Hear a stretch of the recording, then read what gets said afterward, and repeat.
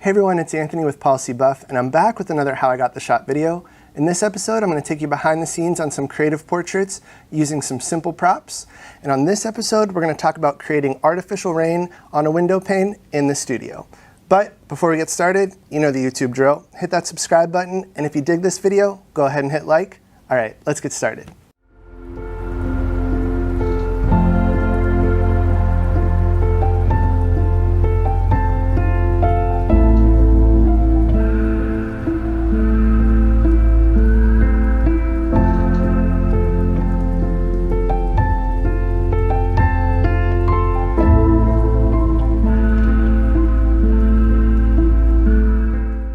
My client Laura is a singer-songwriter here in Nashville, and she was looking to get some images done that coincided with some music she had been working on.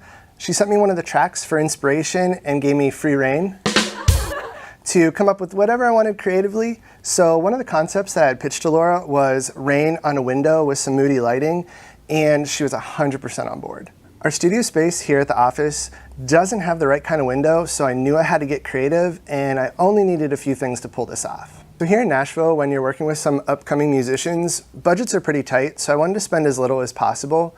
So when I wanted to create this window pane, I looked around my office and found a 16 by 20 frame that I hadn't used yet. So that became my window pane, and I just removed the cardboard insert and that paper insert and used the frame and the glass. I grabbed a spray bottle from my garage and ordered a bottle of glycerin online prior to the shoot. If you're not familiar with glycerin, it's a colorless, odorless, non-toxic, viscous liquid.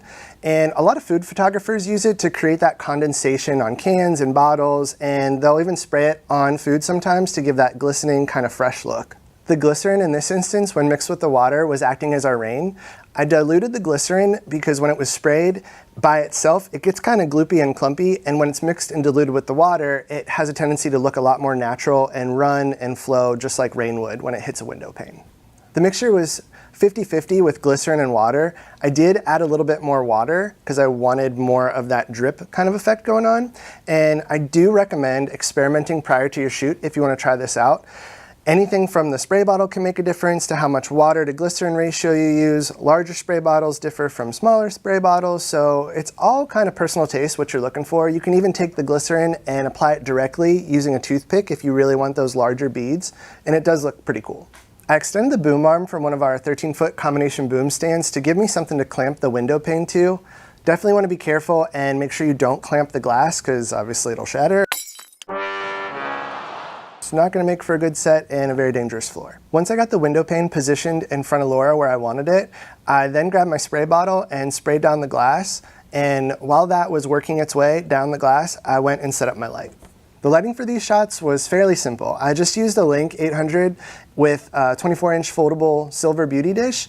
And before y'all come at me in the comments, because of our last video, I said, I'm going to challenge myself to use different modifiers. This was filmed prior to that, so cut me some slack. Since we were going for a more moody, low-key lighting setup, I tossed a grid on the beauty dish, and that focused that spread of light down to create a more dramatic image. For the first look, I had my light camera right about 45 degrees, and it was raised up and tilted down ever so slightly. The positioning was really important because if it were to be flat on, I wouldn't get the depth and dimension on the beads of water that were on the window pane. For the second setup, I positioned the glass to Laura's left, and I went from shooting through the glass to catching Laura's reflection in it. Because our studio has white walls, I wanted to make the reflection more prominent, so I grabbed a V-flat and used the black side to make as my background behind the window that would allow Laura's reflection to be more prominent, and it also ate up that light, so I wasn't getting any spill coming from the white wall. Take a look at some of the final images from this shoot. The piece de résistance.